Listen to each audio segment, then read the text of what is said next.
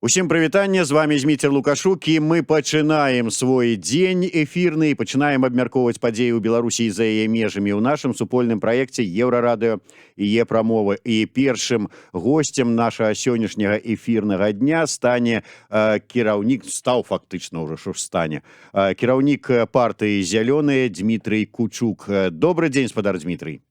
Вітанне.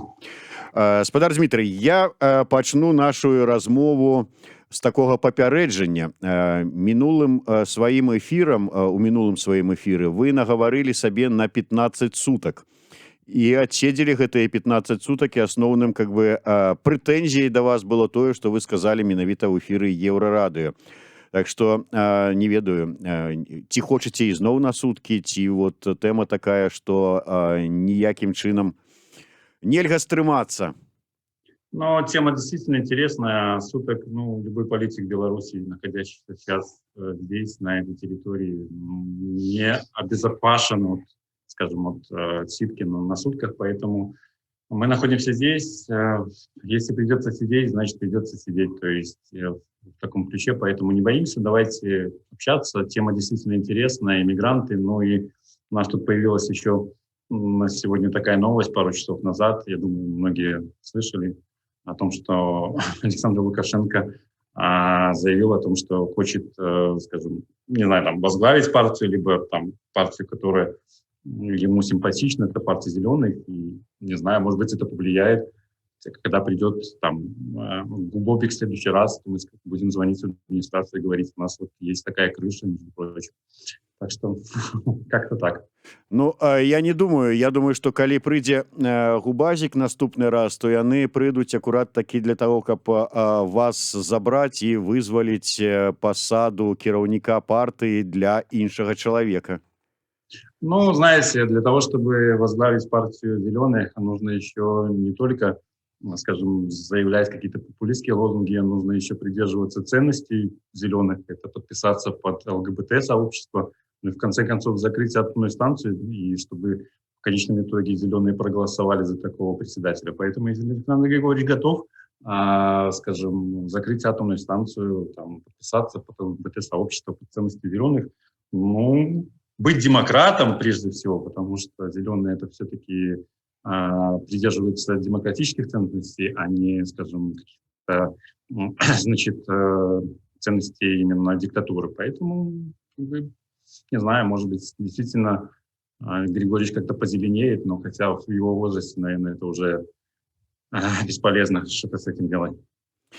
Было б жаданне і пазеленее, і скажа, што так і трэба, і што атамная станцыя гэта такі фактар, які спрыяе ўмацаванню і паляпшэнню экалогіі Беларусі. Тут усё вядома, калі трактары лазня лечаць ад ковіда, то чаму атамная станцыя не паляпшае экалагічны стан у Беларусі. Так што тут усяго можна чакаць. Але давайте вернемся жарты жартамі. Лукашенко заявіў, што не супраць узначаліць партыю Зелёных. Можна стварыць, можна Кучука пасадзіць, а ўсіх астатніх разагнаць і на іх месца сабраць БРСМаўцаў. Тут варыянтаў много, калі сапраўды гэта дойдзе да гэтага.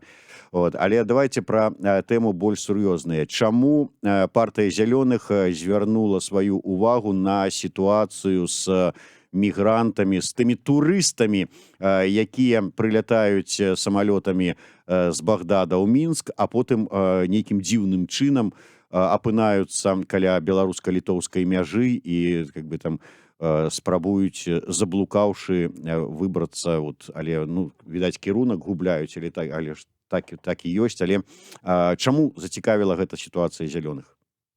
Ну, на самом деле, ситуация очень сложная. Когда мы начали разбираться в этой тематике, то, мне кажется, Александр Лукашенко, либо правительство Беларуси играет с огнем, либо, скажем, открывает такой ящик Пандоры по одной простой причине.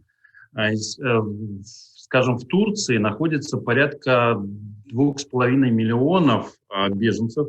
В Сирии, по-моему, где-то около 1,5 миллиона. В Иране, по-моему, тоже достаточно большое количество. И если эти люди просто купят, значит, билет на самолет до Минска, там заплатят там, 500 там, долларов, там, это самое, и вполне на законных основаниях прилетят сюда и захотят перейти границу, то, в принципе, это будет достаточно серьезная гуманитарная проблема для Беларуси. Потому что если там литовцы как-то смогут там сдерживать, у людей закончатся какие-то финансовые ресурсы, они останутся на этой территории, они будут находиться на этой территории перед тем, как перейти границу, то Беларусь просто не справится с таким потоком людей, значит, которым нужно просто там кормить, нужно им создать, значит, какие-то условия для проживания, нужно, значит, переводчики те же, то есть и все это в конечном итоге превратится в такую гуманитарную проблему. Поэтому мы как раз-таки хотим, чтобы как-то эту тему начали, как этой темой начали заниматься и, в принципе, нашли какой-то компромисс между, опять же, может быть, там, между полицейскими, пограничниками там, Литвы и Беларуси, чтобы был какой-то выстроен диалог для того, чтобы вот этот поток каким-то образом регулировать. Если опять же, литовское правительство не готово там разговаривать лично там с Лукашенко, пускай она, может быть, там, она, в принципе, это и делает, едет там в Турцию, значит, Иран, и все договаривается о том, чтобы не было этого потока, потому что действительно для Беларуси это может быть серьезной проблемой, и мы поэтому вот как-то озабочены этой тематикой и понимаем, что это, в принципе, может быть достаточно серьезным таким трафиком, с которым Беларусь не справится. Дмітрый, вось вы сказалі, калі літоўскія там тыя ж самыя памежнікі не хочуць гаварыць з Лукашэнкам, але справа-то акурат такі наадварот. Наколькі я чытаў заявы кіраўніцтва літоўскіх памежнай службы, то яны спрабавалі неяк так пачаць дыялог, размову на гэтую тэму з калегамі з беларускага боку, але ў адказ пачулі цішыню. Таму у сітуацыі, калі, як сцвярджаюць заходнія палітыкі, заходнія журналісты, якія праводзілі адпаведныя расследаванні, за вот гэтым нечаканай цікавасцю турыстаў з Ірана, Ірака, Афганістана і гэтак далей да Беларусі, стаяць менавіта беларускія ўлады. Яны арганізоўваюць гэты трафік. Так з кім размаўляць? З арганізатарам? Я согласен, что в этом есть определенная проблема, и действительно белорусские власти как раз-таки в своих политических целях, там, это может быть цели там, Лукашенко, отомстить Литве, либо еще что-то, ну, не идут на этот диалог. Раньше, в принципе, ситуация была немножко другой. Понятно, что белорусы сотрудничали там, с литовскими пограничниками, если переходил какой-то, был проход как бы людей, то они сообщали друг другу, координировали и, в принципе, задерживали. Сейчас такой координации нет, и понятно, что за этим стоит как раз-таки, значит, позиция там Лукашенко, но нужно понимать, какие люди туда идут. То есть это люди, которые, в принципе, в своих странах точно так же подвержены каким-то политическим репрессиям. Можно там вспомнить там, Ирак, где там был там, Саддам Хусейн, да, то есть 30 лет, потом ИГИЛ и все остальное. Люди точно так же бегут, значит, со своих стран по политическим, точно так же, как бегут, как и белорусы сейчас бегут с Беларуси, да, то есть и нужно именно поддерживать этих людей, как-то это самое, а не заниматься контрабандой, там, значит, какими-то там политическими играми в плане того, чтобы, вот, скажем, зарабатывать на этих людях, либо целенаправленно их, скажем, ну, как бы вот предоставлять им такой возможность коридор. Мы, конечно, здесь вот на стороне людей, которые, скажем, хотят лучшей жизни, но в то же время их используют политики, либо используют, скажем, ну, такие белорусские власти в своих определенных целях. И здесь, конечно, ну, есть проблемы. Але ўсё ж таки, калі ізноў-таки давяраць тым фактам, якія ўказваюць у сваіх матэрыялах заходнія журналісты-расследавальнікі, гэта людзі далёка не бедныя. Яны плацяць, ну, наколькі вот там апісваецца сітуацыя, аплочваюць такі вось тур да літоўскай мяжы, які каштуе 10-15 тысяч еўра. Выбачайце, чалавек, які там вот просто бедны гаротны няшчасны і уцякае там што паспеў схапіць з тым і бяжыць ад цяжкасцяў у сваёй краіне, такое наўрад ці сабе можа дазволіць. Такія людзі вось прылятаюць не бедныя ў Беларусь, былі вось нават здымкі, як такія вось турысты заходзілі там у гандлёвыя цэнтры і набывалі нейкія там упрыгожанні каштоўныя залатыя і гэтак далей, гэтак далей. Якая праблема у тым, што такія людзі не бедныя, ну, можа быць, паглядзяць на тое, што іх суайчыннікі не удаецца ім патрапіць ўсё ж такі у Літву і далей у ЕС, іх пастаянна затрымліваюць, ну, застануцца ў Беларусі. Ну што, не бедныя людзі застануцца ў Беларусі, што дрэннага? Смотрите, с точки зрения там бедные, не бедные, тут не это важно. То есть нельзя делить людей там на бедных как бы и богатых, да, которые хотят куда-то там мигрировать. Потому что если посмотреть, даже сравнивать там иракцев, сравнить белорусов, были тоже программисты, которые не бедные, но в то же время уезжают, значит, там за границу, тоже вынуждены мигрировать по политическим причинам. Точно так же и есть люди, которые действительно там, ну, как бы, может быть, в какой-то степени состоятельные и, значит, фактически вынуждены уезжать по каким-то причинам. На самом деле, если расценивать вот этих людей, то иммиграция дает определенные плюсы. То есть если человек образованный, если он социализируется с обществом, там, тем же белорусским. То есть если у него есть определенная профессия, он выучит язык, то это, конечно, благо для той же Европы и для той же как бы, Беларуси. Но это одна часть людей, которые эмигрируют. Но есть люди, там, можно там тоже в расследовании журналистов обозначить тему, когда у нас там фактически студентов, которые учились в Беларуси, вот тоже выгоняют, там, значит, и они вынуждены ехать, там, переходить границу в Евросоюз, то есть, потому что вот как-то у них там, значит, ну, какие-то тоже репрессии, то есть, и это все не совсем такая однозначная тема, что вот именно только состоятельные люди, значит, переходят границы. Я еще раз повторю, что мы, может быть, сейчас это такой, ну, не сильно большой поток, там, 2500, а вообще были исследования, что за прошлый год вроде бы говорили, что 20 тысяч вообще переходило. Но если Лукашенко начнет как бы вот открывать этот коридор все дальше и дальше, не будут не предприняты меры, то поток этих людей значительно увеличится, и там будут, опять же, разные люди. Поэтому тема действительно такая неоднозначная в плане, значит, вот людей, которые вынуждены переходить границу. Я вот гэта сапраўды цікавая тэма пра тое, што вот як прыйдуць і тут у беларускае грамадства паставіцца, але да гэтага трошку пазней, як каб завяршыць тэму. Ўсё ж такі вось вы звярнулі ўвагу на тое, што там у Турцыі некалькі мільёнаў знаходзіцца мігрантаў, якія хацелі паехаць далей у тым жа самым Іране, Іраку, з Афганістана людзі таксама бягуць пасля таго, асабліва як ЗША вывела свае войскі адтуль. Але калі браць там Турцыю там ці іншыя вось гэтыя краіны і краіны Еўропы, там Італію, Грэцыю, там іншыя краіны, куды гэтыя мігранты ішлі, яны ішлі наўпрост. Неяк вот сели на карабель і паплылі вот па прамой, там, ці на плату, ці там пешкам, якім-небудзь чынам. Да Беларусі, каб потым патрапіць там у тую ж самую там Літву паспрабаваць, ім трэба даляцець. І ці здольныя, вот вы кажаце пра тое, што калі вось гэтыя мігранты хлынуць у Беларусь, як яны патрапяць у Беларусь? Пешкам жа ж не дойдуць, а самалёты тут вельмі ўсё абмежавана, пачынаючы ад кошта квіткоў і заканчиваючы колькасцю рэйсаў. Ну, согласен, но это все, скажем, бизнес же такой, то есть будет спрос, будут предложения.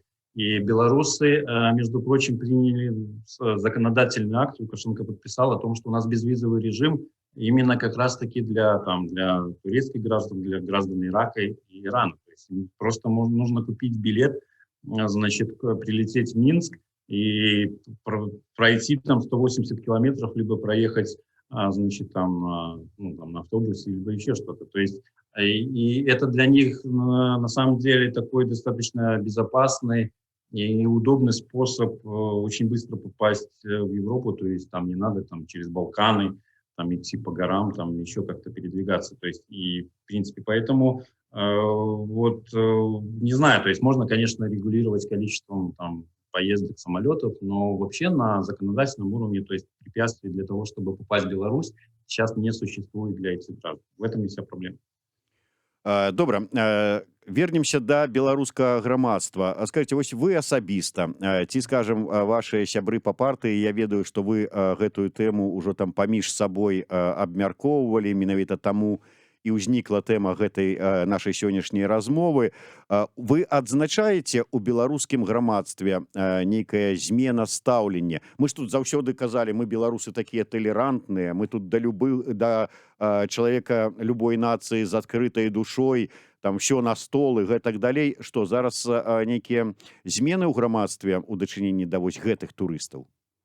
Мне трудно сказать, как белорусское общество отреагирует. Может быть, я приведу несколько примеров. В частности, допустим, у нас был действительно большой поток там, несколько лет назад с Донбасса, и люди, которые вынуждены мигрировать оттуда, ну, они были там украинцами, значит, они как-то интегрировались, то есть это прошло достаточно безболезненно для страны, и не было каких-то серьезных последствий для общества.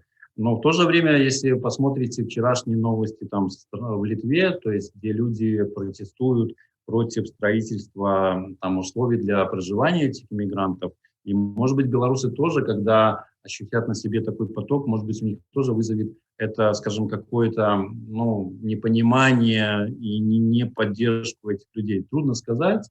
Но я тут не готов. Может быть, действительно, белорусы проявят себя такими толерантными и будут поддерживать этих людей, на что мы, в принципе, надеемся, потому что действительно люди могут попадать в сложные ситуации. А может быть, совершенно и другая реакция со стороны белорусов. Трудно сказать, тут поживем, увидим. Но нужно понимать, что люди с Ирака, у них совершенно другая вера, то есть и для них нужно тоже создавать определенные условия.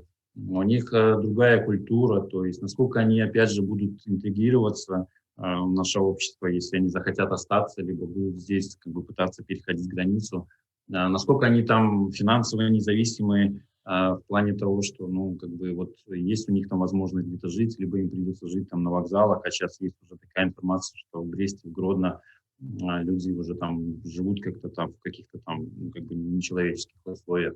Поэтому это действительно, ну, как бы проблема, с которой придется, ну, как бы, вот, и обществу реагировать, ну и, соответственно, властям тоже. Трудно сказать, не могу сказать, как проявится Беларусь. Но у нас разделилось, у нас внутри партии действительно были большие дебаты, но мы здесь смотрели со стороны, это все-таки гуманитарная проблема, либо политическая, потому что те же, скажем, сейчас Лукашенко использует это в своих политических целях, скажем, ну, Литва, я, конечно, мне трудно говорить за литовских политиков, но, скажем, у меня много друзей, и Литва действительно много делает для Беларуси, но в какой-то мере тоже она говорит про гибридную войну со стороны Белоруссии, и мне бы не хотелось, чтобы литовцы говорили про гибридную угрозу, про людей, которые попадают в сложные ситуации. Все-таки это немножко два разных понятия. И вот, скажем, тут как-то нужно как-то более гуманно относиться к этим людям, мне так кажется. Но и не играть в какие-то политические игры. Глядзіце, учора партыя зялёная зрабіла афіцыйную заяву так пад агульным, калі сказаць такім агульным кантэксце. Коротка яна гучыць так: нелегальных людзей не існуе. І, маўляў, вось да гэтых людзей трэба ставіцца з разуменнем, трэба іх падтрымліваць і гэтак далей, іх правы выконваць і гэтак і ўсё такое. Зараз вы разважаеце пра тыя праблемы, якія гэтыя людзі могуць стварыць беларускаму грамадству. Ці нема тут неяк так розніцы ў пазіцыях вот партыі і лідара? Ну, в принципе, ну, партия всегда, и европейские зеленые, и белорусские зеленые, ну, стоят именно на позиции, то, что к иммигрантам нужно относиться спокойно, и нужно их поддерживать.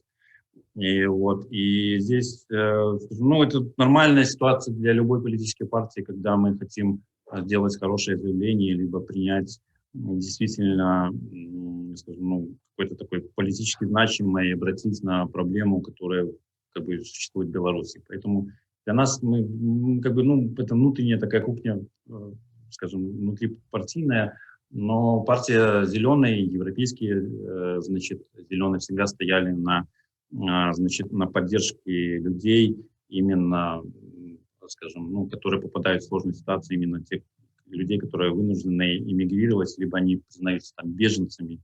Поэтому мы здесь вот как раз-таки, ну, не видим никаких проблем, скажем, с обсуждением и с разных позиций, ну, в том числе и внутри организации. Я Ну, правильно, вось правильно. нашыя гледачы, да прыкладу, Серафім Місцюкевіч піша: беркутаўцы вельмі добра інтэграваліся. Ну, ўсё ж таки, Дмітрый сказаў, што украінцы, ну, ці, скажем так, рускія з Украіны, там, ну, карацей кажучы, грамадзяне Украіны, якія прыехалі сюды, яны ўсё ж таки нам ўсё ж таки бліжэй, чым жыхары усходняй, адтуль з усходу, і там з інтэграцыяй тых людзей сапраўды можа быць дастаткова праблемаў. З іншага боку, Лукашенко ж у свой час там наракаў на тое, што вот нейкі народзец яму не такі дастаўся, вот не цэніць усе тыя даброты, якія Лукашенко робіць ім, вот беларусам у сэнсе. Ну вот новы народзец сабе сабярэ тут на гэтай зямлі. Ну, понимаете, даже если говорить про людей, которые даже попадают в Беларусь, и вот я был тоже на Окрестино, и на самом деле как раз-таки люди, которые задерживаются в Минске, вот именно иммигранты, они находятся на Окрестино. И мы не знаем, в каких они тоже условиях, поэтому тут как бы, ну, нужно очень, скажем, так аккуратно смотреть и ни в коем случае не обвинять людей в каких-то таких. Ну и проверять информацию, конечно, потому что, к сожалению, очень много фейковых всяких разных спекуляций на тему иммигрантов, в том числе в Беларуси, в том числе, ну и в Литве тоже есть. Да рэчы, наконт вось гэтай тэмы палітычнага пункту гледжання і гуманітарнага. Вожык патрыёт кажа, а можа быць, ну вот гэта пра тое, што столькі мігрантаў прыязджае ў Беларусь, і зараз мы іх часта там, беларусы сустракаюць іх там у кавярнях, там дзесьці яшчэ там па горадзе, і вось можа быць, беларускае грамадства пачынае паціху напружвацца з гэтай нагоды, і вожык патрыёт піша: а можа гэта спроба стварыць напружанасць у грамадстве і адцягнуць яго увагу ад галоўнай праблемы? Не знаю, какие цели преследует там правительство, оттянуть увагу. Мы говорим о том, что не нужно использовать этих людей в политических целях. То есть не нужно люди, которые там, даже если они там туристы, даже если они там приезжают в минские кафе, то в принципе они оставляют какие-то там свои как бы сбережения, то есть и как бы, ну, помогают там тому же белорусскому бизнесу. Вот, поэтому прежде всего здесь речь о том, что вот не нужно, ну, как бы спекулировать на этом, не нужно там белорусским властям как-то эту тему превращать в какой-то, скажем, политический фарс, там, либо еще что-то. Вот как-то вот в этом ключе должно, значит, быть какая-то дискуссия, но и, соответственно, обществу тоже разъяснять проблемы миграции, какая она может быть. И, скажем, ну, у нас сейчас, к сожалению, закрывается НГО, а НГО очень много занимались там в Европе проблемами миграции, то есть они как бы занимались там обучением, там, языку, каким-то другим как бы тематиками. Поэтому, когда как-то вот все идет к тому, что в Беларуси нету каких-то таких, значит, ну, не будет оказана поддержка этим людям, то, конечно, могут быть серьезные как бы последствия. Вот, как бы, вот в этом мы как бы видим какую-то угрозу, а не то, что там как бы, общество там будет препятствовать там хождению в кафе, либо там еще чего-то, то есть либо столкнется с какой-то, может быть, там, значит, ну, другими факторами, которые тоже несет в себе иммиграция. Мне так трудно сказать, но мы как-то хотим, чтобы, в принципе, это все было достаточно разумно, без насилия, без всяких вот факторов использования это все в политических целях. Наш глядач я так разумею, з Гродна, Аркадій Бессуднаў піша: у нас у Гродна вельмі шмат іранцаў, ходзяць групамі па 8-10 чалавек, раней такога ніколі не было.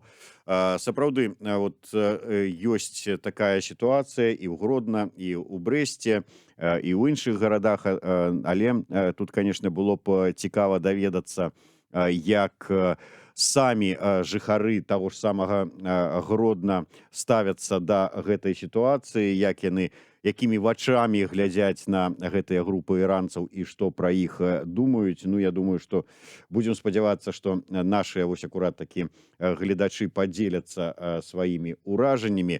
Дмітрий, ну а ўсё ж такі вы абазначылі магчымую праблему. Пакуль, наколькі я разумею, ўсё ж такі гэтай праблемы ў такім выглядзе няма.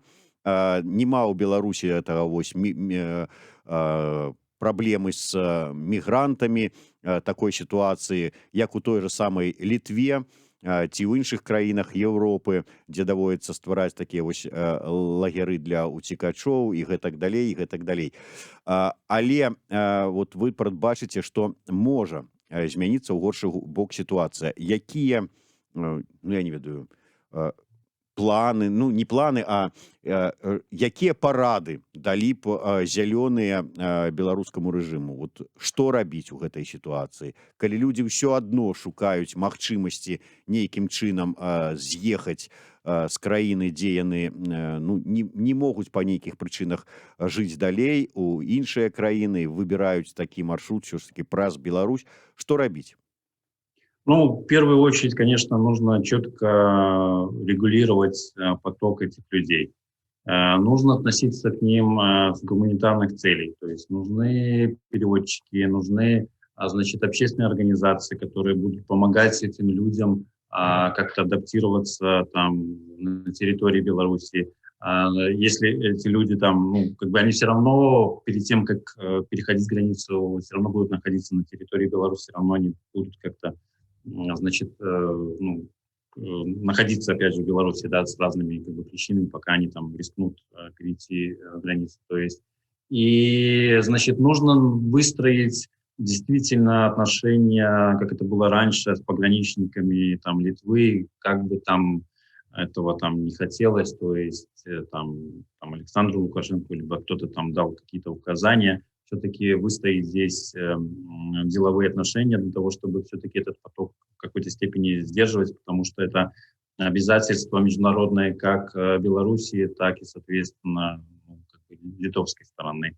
Возможно, нужно вести переговоры, откуда эти люди приезжают, там, значит, страны, там, ну, в Турции, в Иране, в Ираке, о том, чтобы тоже как-то пытались этот поток в какой-то степени регулировать. Ну и если действительно тут нет ничего такого, скажем, угрожающего для экономики, скажем, Беларуси, если сюда приедут люди, которые, еще раз, имеют профессии, образованные, значит, готовы интегрироваться в Беларусь, то они дадут, в принципе, серьезный эффект, ну, в развитии экономики Беларуси. То есть это тоже, иммиграция это не всегда плохо. То есть и вот здесь нужно тоже белорусским властям заняться этой тематикой, значит, и как-то пытаться